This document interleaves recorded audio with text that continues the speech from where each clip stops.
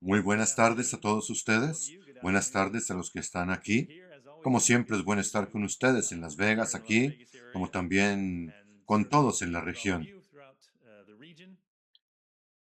Ha sido un mes interesante en la ciencia espacial. Trabajando como lo hago en el laboratorio de propulsión a chorro de la NASA, he tenido un asiento de primera fila para varios anuncios muy significativos. Son en las últimas 2 semanas, anuncios y actividades de varios tipos. Hace unas 2 semanas, la NASA anunció el descubrimiento de posibles biofirmas en una roca que fue encontrada en Marte. Y justo la semana pasada, los astrónomos confirmaron el descubrimiento del exoplaneta número 6000. Un exoplaneta, un planeta que está alrededor de una estrella distinta de nuestro propio Sol. Y hay al menos 6000 de ellos allá afuera. Y también esta semana los investigadores se están preparando para obtener una vista de cerca de un cometa errante que está atravesando rápidamente nuestro sistema solar, habiendo venido de algún lugar mucho más allá. El estudio del cosmos como puede producir todo tipo de descubrimientos asombrosos y oportunidades, por supuesto. Estos son solo algunas cosas sucedidas en las últimas 2 semanas y plantean todo tipo de implicaciones interesantes y muchas preguntas. Hoy me gustaría comenzar considerando brevemente algunos de estos descubrimientos, de estas preguntas, no necesariamente para dar la respuesta, sino para impulsar una discusión más amplia sobre lo que la Biblia tiene que decir acerca del cosmos y lo que tiene que enseñarnos. Vamos primero a ese anuncio sobre Marte. El 10 de septiembre, la revista científica Nature publicó un artículo de miembros del equipo científico del rover Perseverance en Marte, y ese artículo describe lo que ellos llaman posibles biofirmas en una de las rocas que fue muestreada por el rover el año pasado.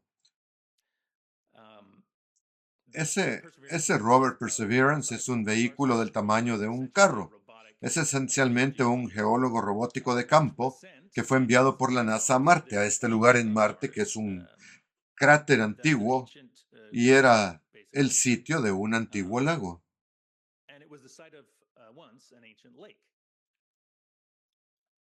Misiones anteriores a Marte han demostrado esto, que Marte no siempre fue un desierto tan frío y seco como lo es hoy. En tiempos muy lejanos tenía una atmósfera más densa, tenía temperaturas más cálidas, tenía agua en estado líquido en su superficie durante periodos de tiempo considerables. Este cráter que el rover está explorando alguna vez fue el lecho de un río que ahora está seca, pero que fluía hacia él y otro río que fluía hacia afuera de él. También tiene los restos de una antigua formación de un delta, un lugar donde ese río depositó sedimento en este lago del cráter que estaba llenando. El lago ya no está ahí, el río no está ahí, pero el registro de este lugar, del río, del delta, del lago, todo eso aún permanece allí. Y por supuesto, los científicos se preguntan si este es un lugar que alguna vez, tal vez cuando fue más cálido, más húmedo, cuando era más habitable, podría haber sido un lugar donde la vida básica, muy básica, microbiana, podría haber existido. Y ese rover, entonces, que es comandado remotamente por el equipo en Pasadena, se dedica cada día esencialmente a recopilar datos científicos, tratando de responder esta pregunta, de buscar cualquier señal de lo que ellos llamarían posibles biofirmas, que podríamos pensar como texturas, estructuras o minerales que serían consistentes con la presencia de microbios o de algún tipo de vida como esa. El año pasado encontraron esa formación de roca sedimentaria justo en el borde de este lecho del río y parecía tener algunas texturas de este tipo, como también algunos minerales en ella que comúnmente veríamos en la Tierra donde existe vida, es decir, vida microbiana básica. Esta roca tiene estas firmas que son consistentes con esta idea, pero ¿significa eso necesariamente que hubo vida en Marte? No, no necesariamente. Es una pista muy interesante, ¿no es así? Pero aún no han descartado todas las formas posibles en que esas características pueden formarse. Por eso se describe como una posible biofirma. Hay maneras de producir estos tipos de características en la roca sin que haya biología presente. Para saberlo con certeza, las muestras que el rover recolectó tendrían que ser traídas de regreso a la Tierra para un estudio más cercano aquí, pero la publicación de estos hallazgos en esta revista, en la revista Nature, es un paso muy grande porque este tipo de publicación requiere una revisión de pares muy exhaustiva, un estudio científico, lo que significa básicamente que la interpretación del equipo de esos datos tiene que resistir un escrutinio realmente riguroso de científicos independientes durante el transcurso de aproximadamente un año desde este descubrimiento original. Y ahora lo ha hecho y ellos dicen, no, lo que tienen aquí realmente parece una posible biofirma. No se puede decir con certeza, pero eso es lo que parece que podría ser. Obviamente hay mucha emoción entre el equipo, entre la comunidad científica y la comunidad de ciencia planetaria en general. Si no sabían que había una comunidad de ciencia planetaria, pues sí, la hay. Pero todos están muy interesados, obviamente, en la pregunta, ¿puede haber existido vida en Marte? Mantengamos ese pensamiento y esa pregunta. Pasemos a la siguiente. 6.000 exoplanetas. Hace unos 30 años, los astrónomos comenzaron a hacer estos descubrimientos revolucionarios que confirmaron que nuestro Sol no es la única estrella que tiene planetas orbitando a su alrededor, sino todo lo contrario, de hecho. Y desde algunas de esas detecciones más tempranas a principios de mediados de los años 90, el número de exoplanetas solo ha crecido y crecido.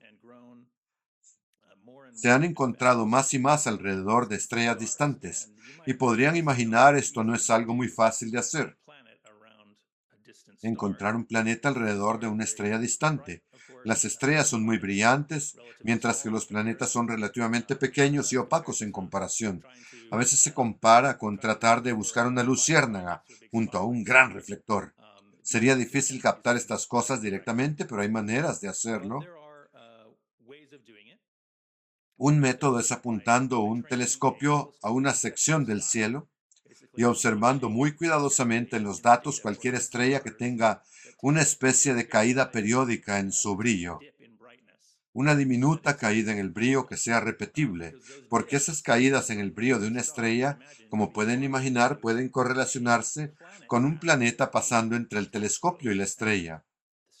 Si yo soy la estrella y ustedes son el telescopio, cuando un pequeño planeta pasa frente a ella, cambia muy sutilmente el brillo de la estrella que vemos porque una estrella, una pequeña parte queda bloqueada. Eso es lo que llamamos el método de tránsito, cuando el planeta está transitando frente a la estrella y produce una pequeña caída.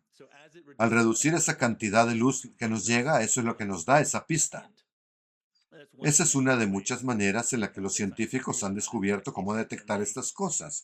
Y esos exoplanetas han sido detectados ahora por docenas de telescopios, de observatorios alrededor del mundo, así como por un puñado de telescopios basados en el espacio, telescopios que lanzamos al espacio y operamos desde el espacio.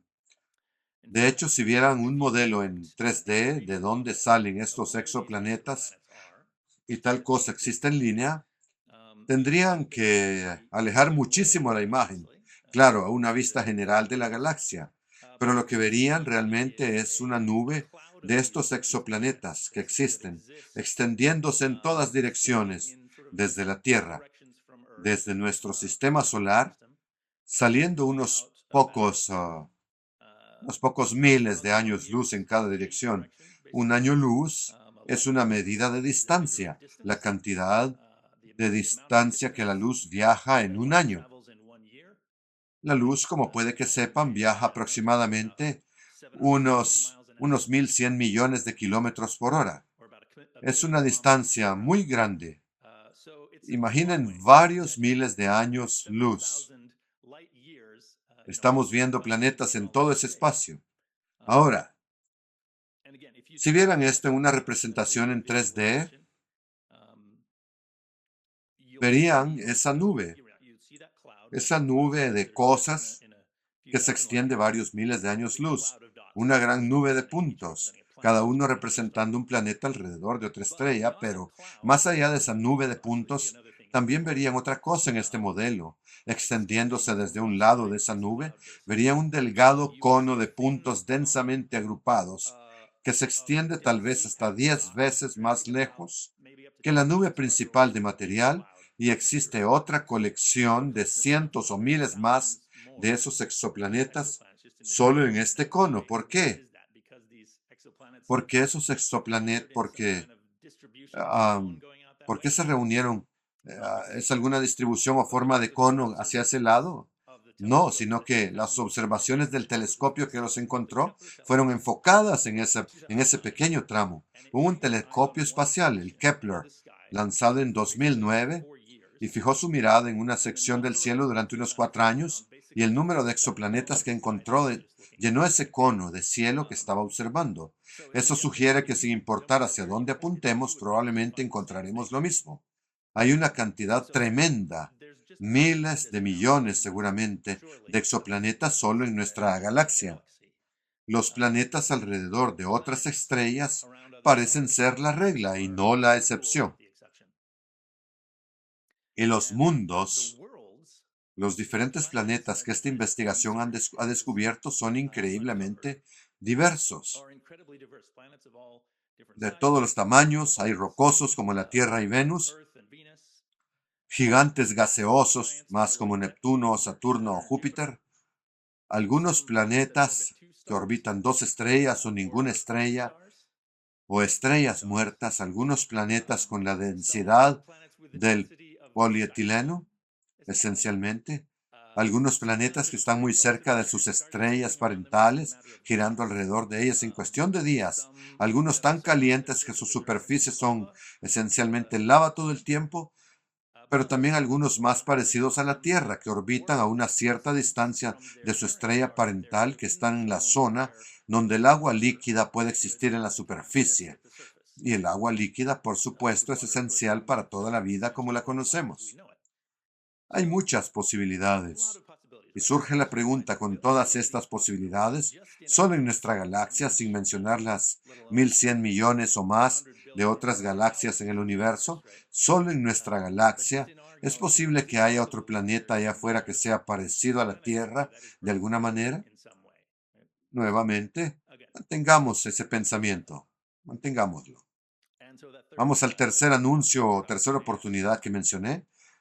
Pueden imaginar que poder estudiar un cuerpo celeste de otro sistema solar de cerca sería muy fascinante, por supuesto, pero no tenemos la tecnología para ir a esos lugares.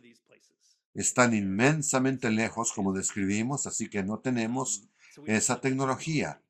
Pero pero si algo de uno de esos lugares viniera a nosotros, entonces, por supuesto, los científicos estarían muy interesados en estudiarlo. Y de hecho lo están. Y eso es lo que están haciendo. Eso es lo que está sucediendo actualmente. En este momento, como mencioné, en este momento un cometa interestelar está atravesando nuestro sistema solar. En poco más de un mes hará su aproximación más cercana al Sol, doblará su trayectoria un poco eso, y después de eso saldrá disparado para nunca volver a ser visto por nosotros. Está deslizándose de nuestro sistema solar desde una dirección, saldrá disparado por otra. No lo volveremos a ver jamás. Pero tenemos esta interesante oportunidad ahora mismo. La mayoría de los cometas que conocemos orbitan el Sol y regresan después de un periodo de tiempo establecido. Aquellos que tienen ya cierta edad recordarán el cometa Halley, uno que, por ejemplo, aparece cada 76 años aproximadamente. Y hay otros cometas de periodo más corto. Pero este cometa interestelar llamado 3I Atlas, no es así, es muy diferente. Ha venido desde fuera del sistema solar. Y es tan solo el tercer objeto confirmado de su tipo que ha venido desde fuera de nuestro sistema solar, pasando por nuestro vecindario.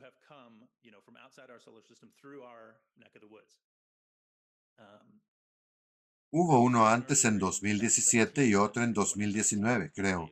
Y este es el tercero confirmado.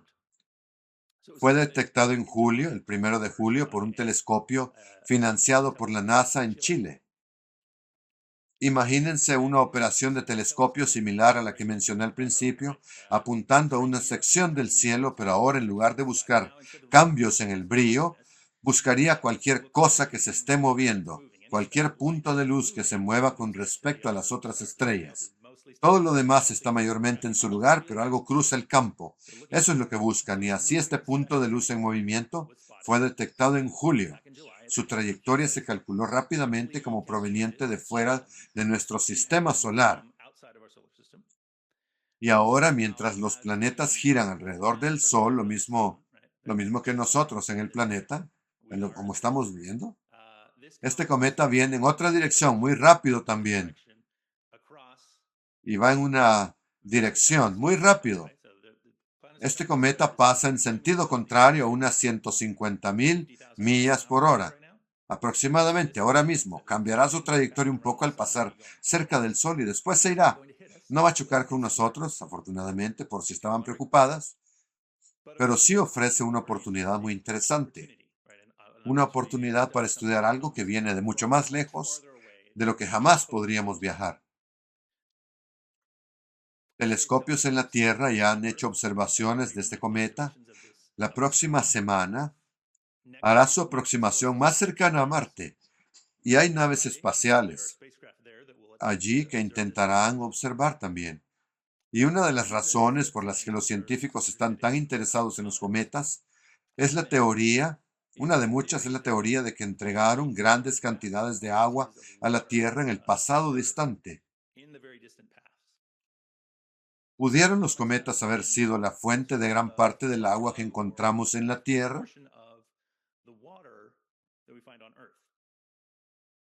Mantengamos también ese pensamiento, mantengámoslo presente. Son tres pensamientos que estamos manteniendo, tres ejemplos de las últimas semanas. Pero pueden imaginar cuán emocionados están algunos de estos científicos con estas preguntas. Generan muchas investigaciones interesantes, preguntas propias, algunas que nosotros mismos podríamos hacernos. Podríamos tener curiosidad por preguntas interesantes sobre la estructura del universo, sobre nuestro lugar en él. ¿Qué hay allá afuera? Y es debido a muchos logros audaces en la ciencia a lo largo de los siglos que ahora podemos explorar algunas de estas cosas, avanzar en algunas de estas preguntas sobre lo que hay allá afuera. Siempre hay mucho más que aprender y explorar, pero entre la comunidad de científicos que participa en esta búsqueda hay una perspectiva que se ha perdido en gran medida. Y esa es una perspectiva descrita en Romanos 1:20. Leo de la versión Reina Valera actualizada, Romanos 1:20.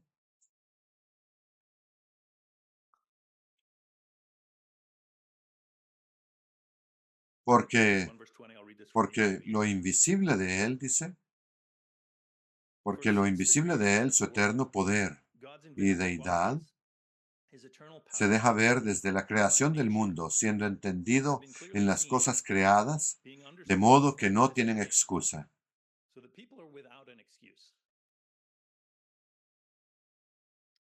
Claro, nosotros sabemos la verdad de que el camino de Dios y su plan maestro no están disponibles para todos en este momento.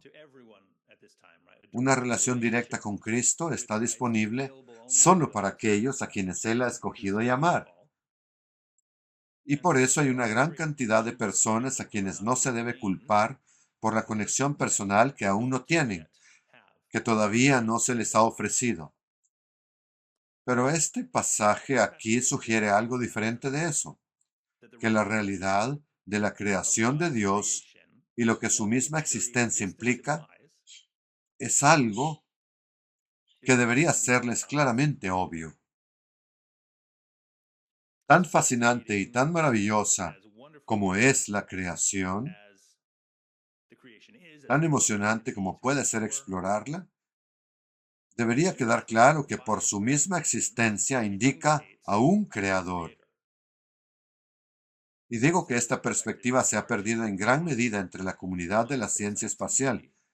En gran medida, pero no completamente, he encontrado excepciones aunque no muchas. Pero aquí está la cuestión. Si en realidad comienzan desde esta perspectiva, desde esta suposición de un creador, en realidad hay mucho más que aprender, mucho más que explorar. Y me gustaría hacer un poco de eso a medida que avanzamos hoy, pensando nuevamente en el cosmos bíblico y en lo que puede enseñarnos. Naturalmente, todos estamos familiarizados con el relato de la creación en Génesis. No es necesario ir allá, lo conocemos muy bien. De hecho, entendemos que es una recreación y que la historia más temprana que se describe en la Biblia no está en Génesis 1, sino en Juan 1. Vayamos en cambio a Juan 1 y al versículo 1.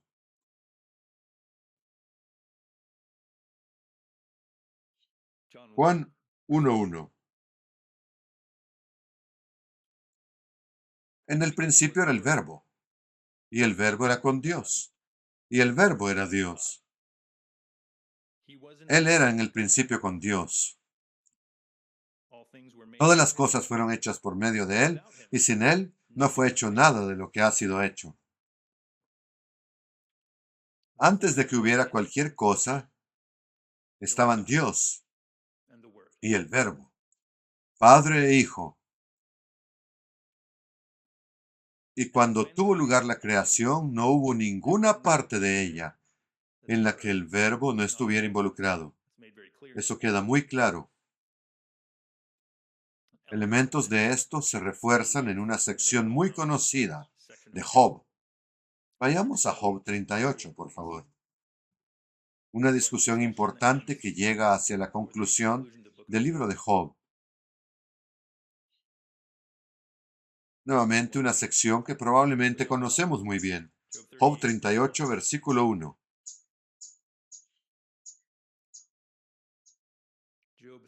38:1 de Job. Entonces el Señor, es decir, Yahweh, respondió a Job desde un torbellino y dijo, ¿quién es ese que oscurece el consejo con palabras sin conocimiento?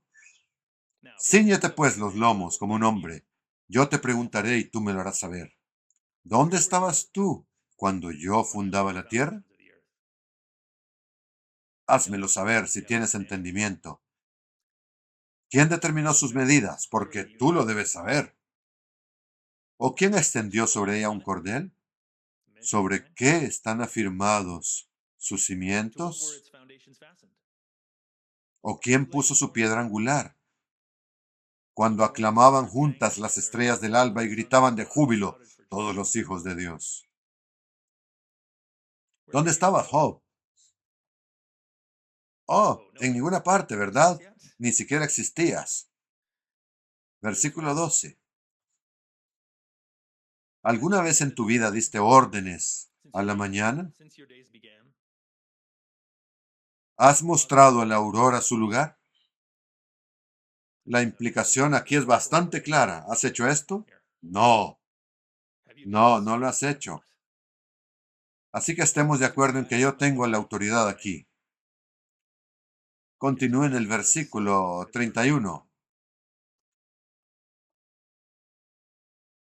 Versículo 31. ¿Podrás unir con cadenas a las Pléyades o aflojar las cuerdas de Orión?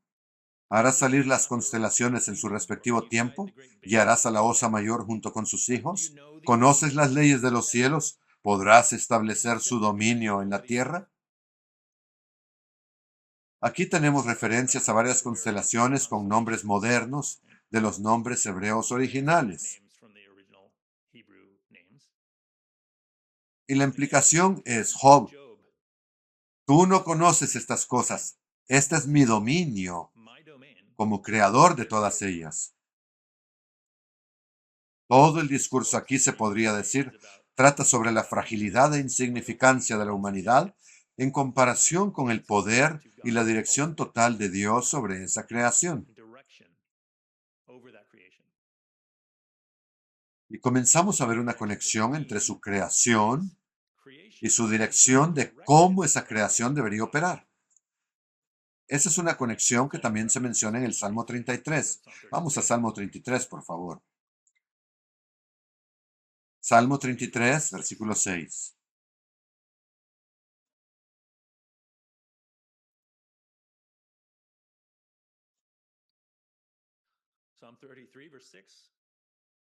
Por la palabra del Señor fueron hechos los cielos, Todo el ejército de ellos fue hecho por el soplo de su boca. Él junta como un montón las aguas de los mares y guarda en depósitos los océanos. Tema al Señor toda la tierra, témanle todos los habitantes del mundo, porque Él dijo y fue hecho. Él mandó y existió. Su creación, su creación de estas cosas señala de vuelta, nos apunta a la autoridad de Dios sobre ellas. Si volvemos más arriba en el capítulo hacia el versículo 1, veremos algo de contexto adicional en el que estas declaraciones son hechas. Salmos 33:1 dice: Alégrense, oh justos, en el Señor. A los rectos es hermosa la alabanza. Den gracias al Señor con lira. Cántenle con arpa de 10 cuerdas. Cántenle un cántico nuevo. Háganlo bien, tocando con júbilo. ¿Por qué? Versículo 4. Porque recta es la palabra del Señor, y toda su obra ha sido hecha con verdad. Él ama la justicia y el derecho. De la misericordia del Señor está llena toda la tierra. Y versículo 6. Por la palabra del Señor fueron hechos los cielos. Todo el ejército de ellos fue hecho por el soplo de su boca. Este es un llamado a alabar a Dios, no solo por la creación, sino por el diseño y la supervisión de cómo debería operar. Ya volveremos más sobre esto. Aparte de esto, vemos que no solo dio aliento a todo el ejército de los cuerpos celestiales para que existieran, sino que conoce a cada uno en particular. Salmo 147, vayamos allá. Salmo 147:1. Salmo 147:1. Aleluya. Ciertamente es bueno cantar salmos a nuestro Dios. Ciertamente es agradable y bella la alabanza. Versículo 4. Cuenta el número de las estrellas, a todas ellas llama por su nombre. Grande es el Señor nuestro, y de mucho poder, su entendimiento es infinito.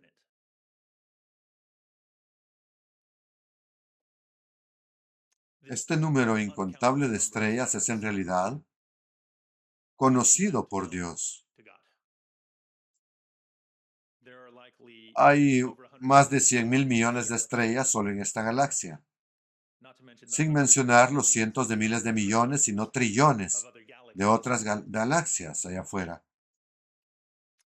Para nosotros son tan literalmente incontables que nuestras mejores estimaciones van aproximadamente de 200.000 millones a 2 trillones. ¿Ven? Son verdaderamente incontables a nuestra escala. Y esos son galaxias. Tengan en cuenta, cada una con miles de millones de estrellas en ella, y la mayoría de ellas probablemente con exoplanetas orbitándolas, y probablemente en el tipo de vasta variedad de la que escuchamos antes, cada uno de ellos un mundo en sí mismo. Aquí las palabras de David vienen a la mente desde el Salmo 8. Vayamos al Salmo 8, por favor. Salmo 8, versículo 1.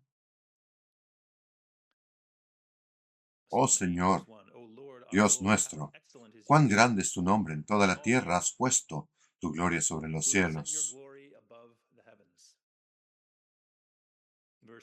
Versículo 3. Cuando contemplo tus cielos, obra de tus dedos, la luna y las estrellas que tú has formado, digo, ¿qué es el hombre para que de él te acuerdes?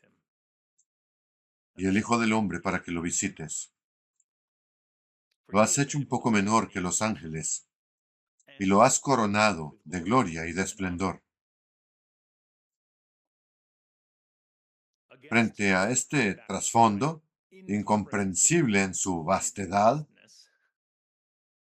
verdaderamente, ¿qué es el ser humano para que Dios tenga memoria de él? Para que cuide de nosotros, de cada uno individualmente, y sin embargo lo hace.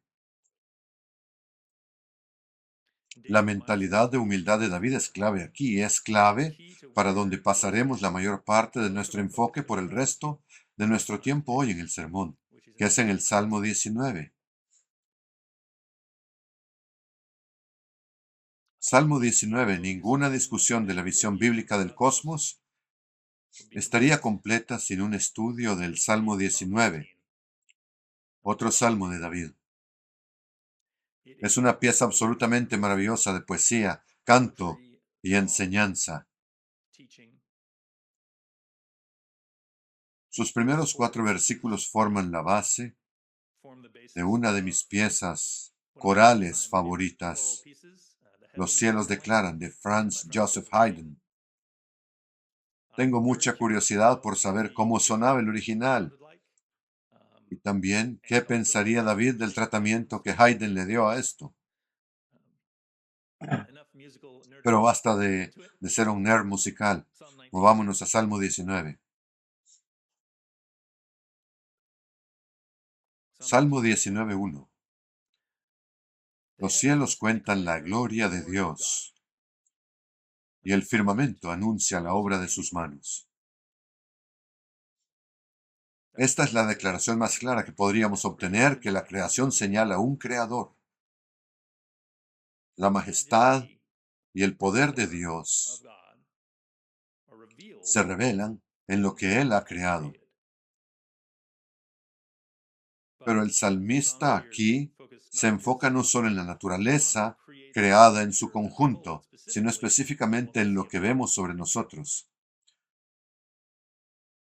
La Nueva Traducción Viviente hace una paráfrasis. Lo expresa de esta manera: los cielos proclaman la gloria de Dios y el firmamento despliega la destreza de sus manos. Como nota al margen, es interesante ver, como dicen múltiples léxicos y guías de traducción, que el término hebreo aquí, que se traduce como firmamento, raquía, sugiere una especie de expansión, como una lámina sólida, casi como una obra martillada. Aparentemente está conectado con un verbo que sugiere golpear o extender, por lo que en cierto sentido es como una placa sólida sobre la cual las estrellas están fijas, y ese parece haber sido su concepto de astronomía en ese momento. Tenemos esta personificación de los cielos como si ellos pudieran hablar. Y esto continúa en el versículo 2. Y lo importante aquí es que esto es una personificación como un recurso literario. No es una deificación de los cielos mismos ni de los elementos en ellos. Es darles con fines literarios la capacidad de hablar, pero no es reverenciarlos al nivel de Dios, un error que tantas civilizaciones han cometido. Veremos más sobre esto en un momento. En cuanto a la personificación aquí, continuemos con la Reina Valera actualizada. Comenzaremos en el versículo 2, Salmo 19:2. Dice: un día comunica su mensaje al otro día y una noche a la otra declara sabiduría. No es un lenguaje de palabras ni se escucha su voz, pero por toda la tierra salió su voz y hasta el extremo del mundo sus palabras.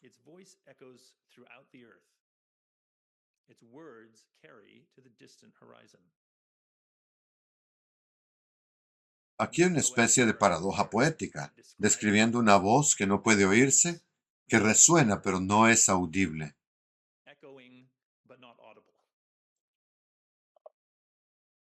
El comentario de la palabra lo expresa de una manera interesante.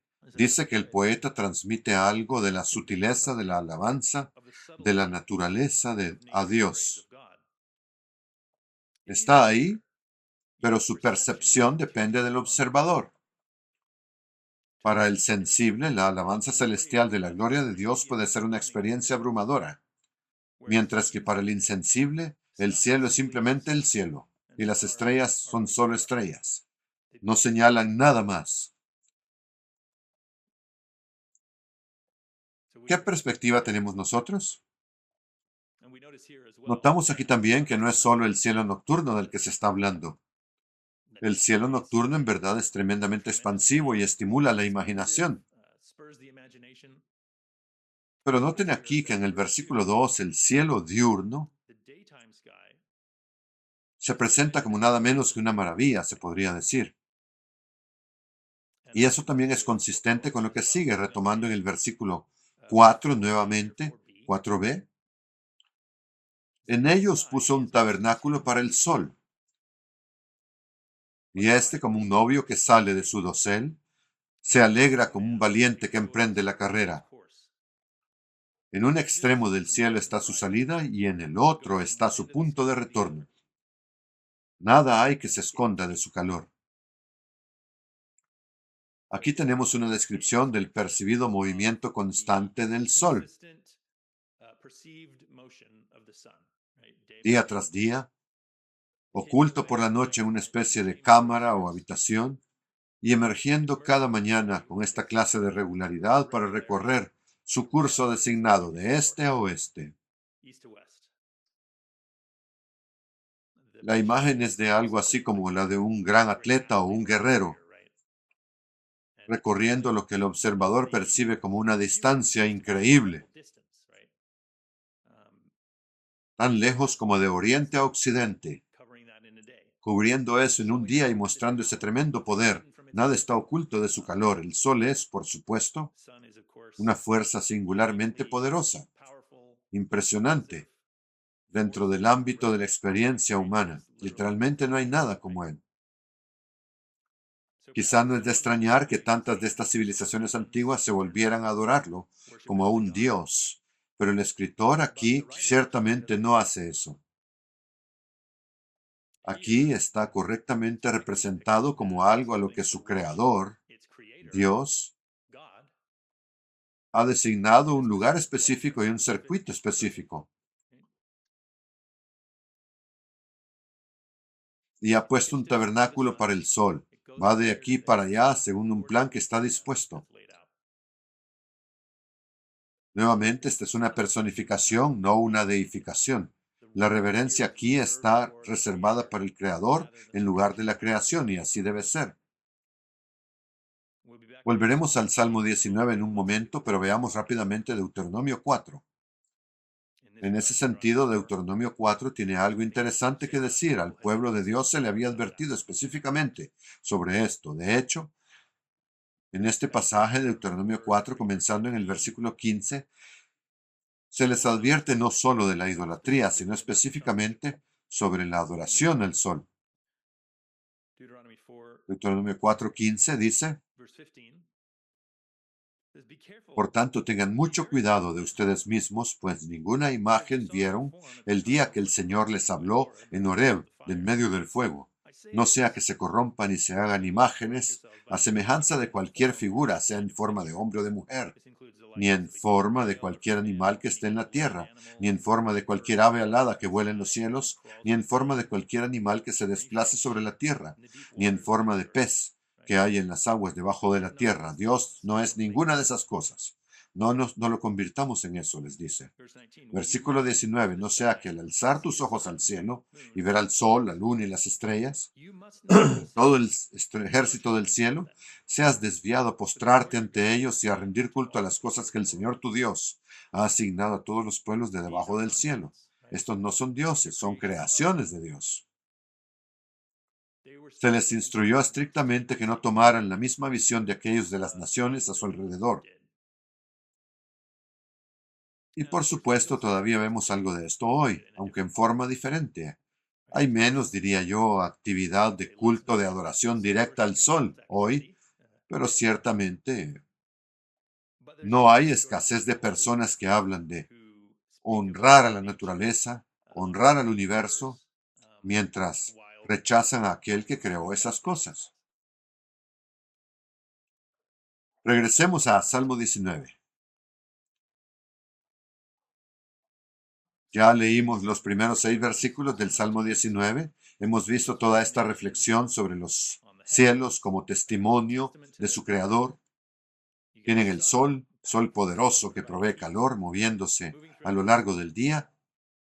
Y luego el versículo 7, la ley del Señor es perfecta, restaura el alma. El testimonio del Señor es fiel, hace sabio al ingenuo. ¿Qué? ¿Qué? Parece un poco, podríamos decir, un poco como un latigazo temático aquí, ¿cierto? Solo cambió el tema. De hecho, algunos comentarios bíblicos tratarán esto como si fuera una sección completamente separada, incluso una composición completamente separada del resto del canto aquí. Pero creo que realmente no hay necesidad de hacer eso porque si estamos prestando atención a lo que el salmista ha estado diciendo, entonces tiene perfecto sentido por qué habría este cambio de enfoque. Hemos pasado de que los cielos están declarando la gloria de Dios, los cielos muestran lo que Él ha creado y todo está perfectamente ordenado por su creador. Ese mismo creador dicta el orden y la estructura por los cuales su creación, incluidos nosotros, deberíamos operar. Eso es lo que acabamos de leer y de hecho es esencialmente solo el orden inverso de lo que vimos en el Salmo 33. En el Salmo 33 tuvimos alabanza a Dios porque su palabra es recta y verdadera. Él representa justicia, rectitud, bondad. Él creó todo por su palabra. Debemos estar asombrados de Él y temerle, respetarlo y reverenciarlo. Un llamado a la alabanza a Dios no solo por la creación, no solo por su capacidad de hacer eso, sino por el diseño y la supervisión de cómo debería operar. Por eso tiene perfecto sentido pasar aquí a discutir la ley de Dios en el Salmo 19, versículo 7. 19:7. Y dentro de los siguientes 3 versículos hay un conjunto interesante de 6 descripciones de esa ley y de sus beneficios. Leámoslo. Seguiremos con la Reina Valera actualizada. Estamos en Salmo 19, versículo 7. La ley del Señor es perfecta, restaura el alma, la convierte. El testimonio del Señor es fiel, hace sabio el ingenuo. Los preceptos del Señor son rectos, alegran el corazón. El mandamiento del Señor es puro, alumbra los ojos. El temor del Señor es limpio, permanece para siempre. Los juicios del Señor son verdad, son todos justos.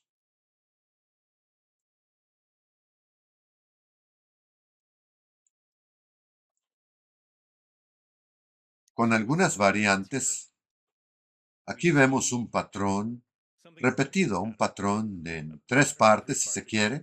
Hay un aspecto de la ley de Dios, una descripción de ella y de su beneficio.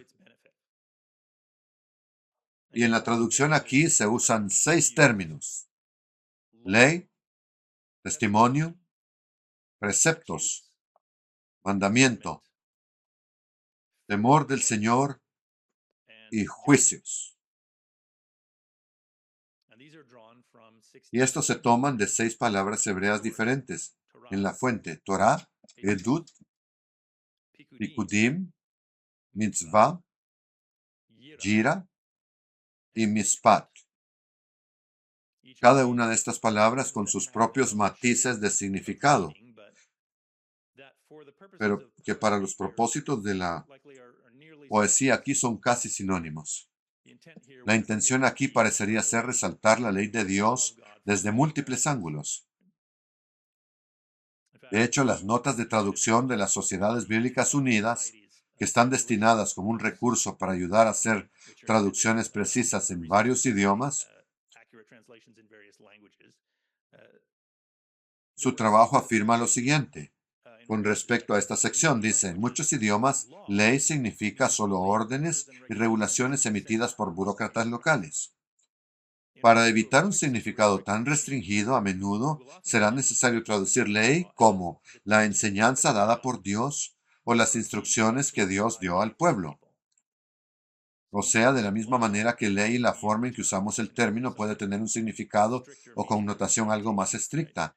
Hay valor quizá en mirar desde diferentes ángulos los términos relacionados. Creo que es adecuado pensar en este pasaje hablando en general de la enseñanza de Dios, pero desde varios ángulos. Esa nota fue sobre ley o Torah.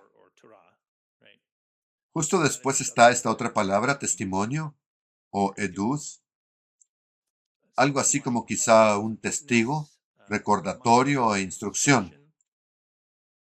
Es una palabra que se usa a menudo en Éxodo en referencia a las tablas de piedra, por supuesto, en las que estaban los mandamientos.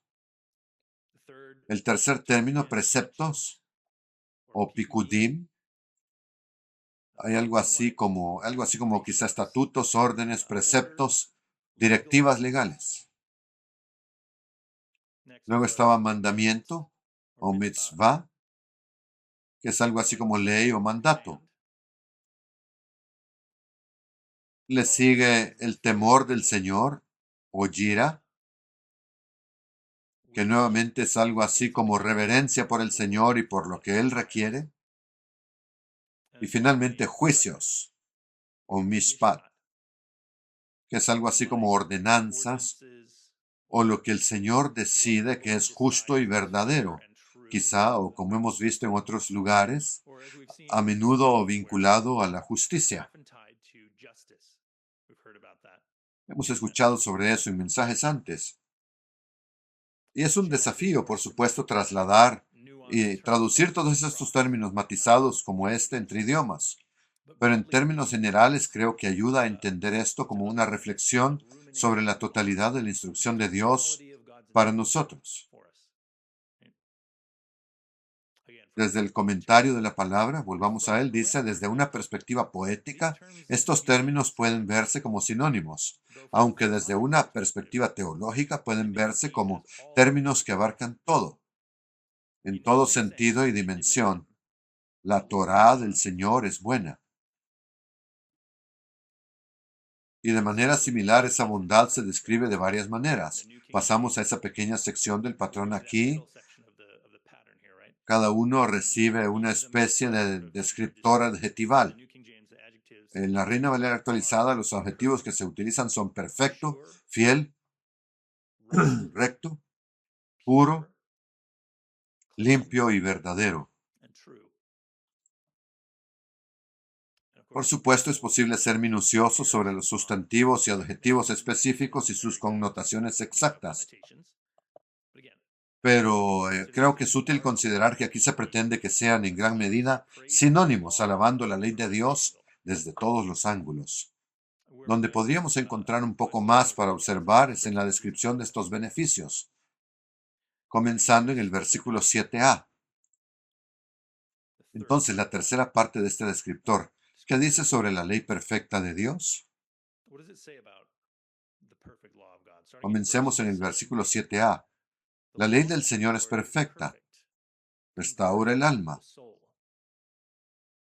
De nuevo, la ley del Señor es perfecta, restaura el alma, la convierte.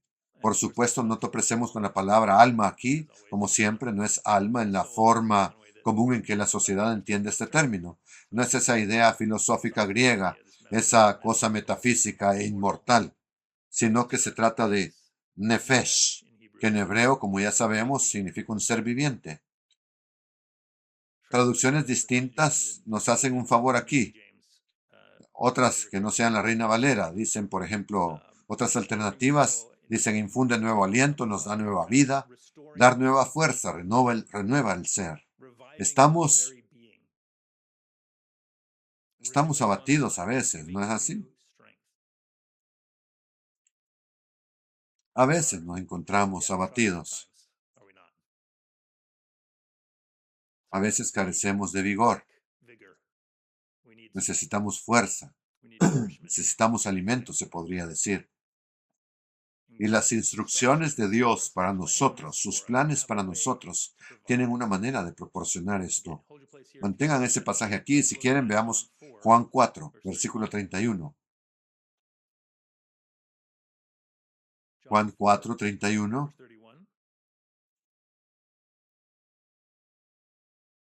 Cristo está con sus discípulos y les dice, los discípulos le rogaban a Jesús, Maestro, por favor, come algo. Pero él les dijo, yo tengo una comida que ustedes no conocen. Los discípulos se preguntaban, ¿será que alguien le trajo comida? Pero Jesús les dijo, mi comida es obedecer a Dios y completar el trabajo que Él me envió a hacer. Su sustento era hacer lo que su padre le había instruido a hacer.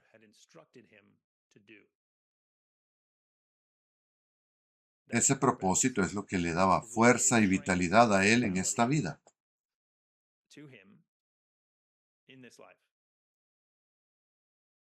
No estoy sugiriendo que nos abstengamos de todo alimento, por supuesto, tampoco lo estaba él. Pero vemos las instrucciones de Dios de sostenernos de esta manera. Veamos la segunda descripción, versículo 7b. Versículo 7b que dice, el testimonio del Señor es fiel, hace sabio el ingenuo. El testimonio del Señor es fiel, hace sabio el ingenuo. O como lo dice la nueva versión internacional, que la ley de Dios, cito, da sabiduría al inexperto. A menudo simplemente no sabemos cuál es el curso correcto. Pero al aplicar los principios que se encuentran en la instrucción de Dios, al hacer esto, actuaremos sabiamente. Nos ayudará a evitar muchas de las caídas que provienen de la necedad, de la inexperiencia, de la inseguridad y así sucesivamente. Debido a que las instrucciones de Dios realmente se aplican a tantas situaciones, necesitamos entenderlas en su totalidad lo mejor que podamos, mediante un verdadero estudio de ellas. Así es como seremos lo suficientemente versados en las diversas instrucciones para que entendamos, con oración y ayuda de Dios, que sabremos que sabremos mejor cuándo y cómo aplicar cada uno de estos principios para que no encontremos una situación y olvidemos y digamos, hay un principio que debería haber aplicado aquí. Requiere estudio y requiere compromiso. Veamos esta tercera descripción, versículo 8a. Los preceptos del Señor son rectos, traen alegría al corazón. Los preceptos del Señor son rectos, traen alegría al corazón, gozo al corazón, hacen felices a las personas. ¿Quién no querría esto? Cuando seguimos las instrucciones de Dios, conduce a resultados mejores y más felices, porque los estatutos del Señor son rectos. Lo dice ahí mismo. La atención a estos estatutos va a producir un gozo que está arraigado en la justicia de Dios. Gozo en saber que estamos haciendo lo que agrada a nuestro Padre. El mismo versículo aquí contiene esta cuarta descripción, 8b. 8b dice, el mandamiento del Señor es claro y puro, da luz a los ojos. El mandamiento del Señor es claro y puro, da luz a los ojos. Dios habita en luz pura. No debería ser ninguna sorpresa el que sus enseñanzas den luz a los ojos. Brilla en la oscuridad, ilumina los lugares desolados, por así decirlo. Guardar estos mandamientos puros, enseñanzas, instrucciones de Dios, nos mantiene en un camino hacia la luz, hacia una mejor comprensión, claridad. Versículo 9, entonces, para esta quinta descripción. Este es un poco diferente. Versículo 9a. El temor del Señor es puro, permanece para siempre. El temor del Señor es limpio y puro, que permanece para siempre. El respeto por el Señor, el respeto por sus instrucciones, es limpio, es puro y bueno, y permanece para siempre. Es decir, que hace un fundamento permanente para nosotros, algo en lo que podemos confiar. Otra forma interesante de describir los beneficios del camino de Dios. Nuevamente, el salmista está examinándolo desde una variedad de ángulos complementarios, viendo diferentes aspectos hermosos, como diferentes facetas de una joya. Finalmente, la sexta descripción, el versículo 9b, las ordenanzas del Señor son verdaderas, todas ellas son justas. Las ordenanzas del Señor son verdaderas, todas ellas son justas. Esto es, se podría decir algo así como una declaración resumida. Juicios aquí, la palabra juicios, como vimos antes, es el hebreo mishpat, a menudo vinculado a la justicia divina. Esa justicia es el resultado de guardar las enseñanzas de Dios en su práctica específica y también en su verdadera intención. No solo guardar algunas e ignorar otras. No solo guardar el sabbat mientras se deja de cuidar a los demás. Las ordenanzas del Señor son verdaderas, todas ellas son justas. Volveremos al Salmo 19 en un momento, pero veamos algo más en Amós 5. Amós 5:4.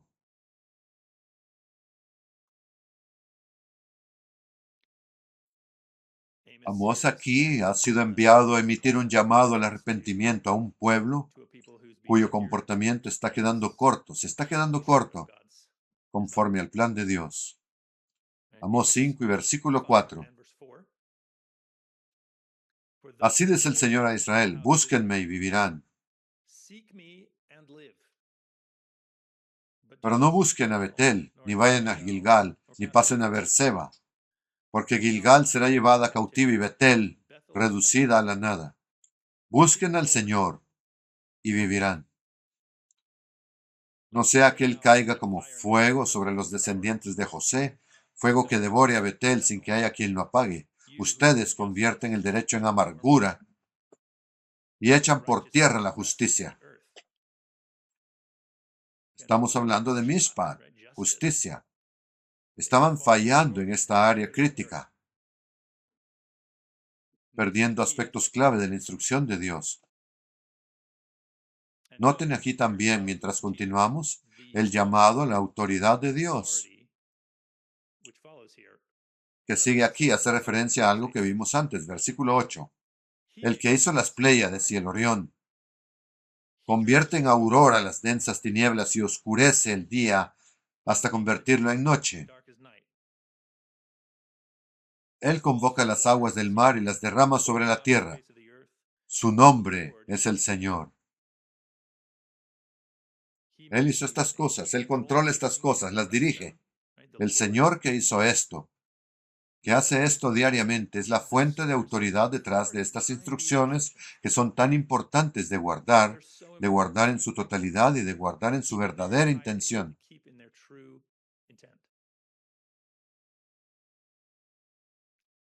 En este capítulo de su libro, Amós arremete contra la observancia sin sentido frente a la injusticia. Estos eran los resultados entre este pueblo que consistentemente fallaba. Bajemos hasta el versículo 21.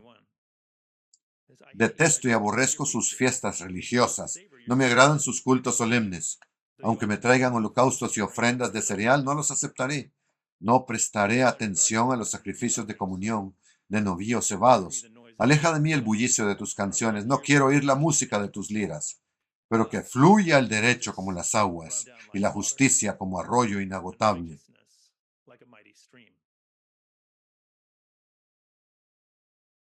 ¿Cómo? ¿Qué debemos hacer? Volvamos arriba al versículo 14. Versículo 14. Busquen el bien y no el mal. El bien definido por qué? Por la ley de Dios, por supuesto. Busquen el bien y no el mal y vivirán. Y así estará con ustedes el Señor Dios de los ejércitos, tal como ustedes lo afirman.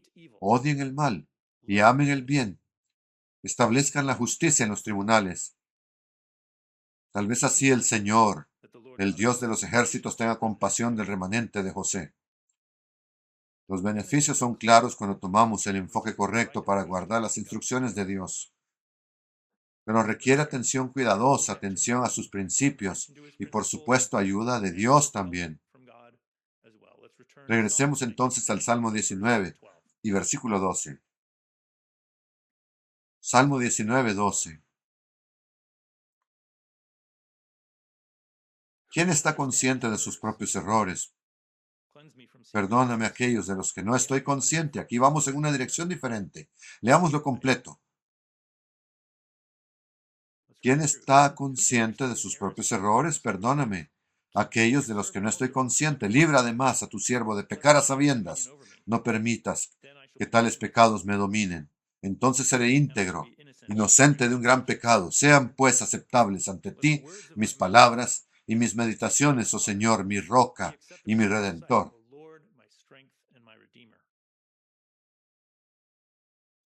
Se requiere verdadero compromiso de nuestra parte, como muestra aquí el salmista, y podemos pedir a Dios el apoyo, la ayuda que necesitamos. Podemos pedírselo directamente para que podamos guardar la totalidad de sus instrucciones y hacerlo de una manera verdaderamente transformadora de la vida. El Salmo 19 es una canción absolutamente maravillosa, rebosante de significado. La hemos desglosado, hemos visto varias partes, pero si me lo permiten, me gustaría leerla completa, solo una vez juntos. Esto tal como se presenta en la Reina Valera actualizada. Se lee así. Nuevamente, múltiples partes, múltiples secciones, se podría decir, de este salmo, pero brillantemente conectadas con gran significado. Salmo 19. Al músico principal, Salmo de David. Los cielos cuentan la gloria de Dios, y el firmamento anuncia la obra de sus manos. Un día comunica su mensaje al otro día y una noche a la otra declara sabiduría. No es un lenguaje de palabras, ni se escucha su voz. Pero por toda la tierra salió su voz y hasta el extremo del mundo sus palabras. En ellos puso un tabernáculo para el sol. Y éste, como un novio que sale de su habitación, se alegra como un valiente que emprende la carrera. En un extremo del cielo está su salida, y en el otro está su punto de retorno. Nada hay que se esconda de su calor. La ley del Señor es perfecta, restaura el alma, el testimonio del Señor es fiel, hace sabio al simple e ingenuo. Los preceptos del Señor son rectos, alegran el corazón. El mandamiento del Señor es puro, alumbra los ojos. El temor del Señor es limpio, permanece para siempre. Los juicios del Señor son verdad, son todos justos. Son más deseables que el oro, más que mucho oro fino. Son más dulces que la miel que destila del panal. Además, con ellos es amonestado tu siervo. En guardarlos hay grande galardón. ¿Quién entenderá los errores? Líbrame de los que me son ocultos.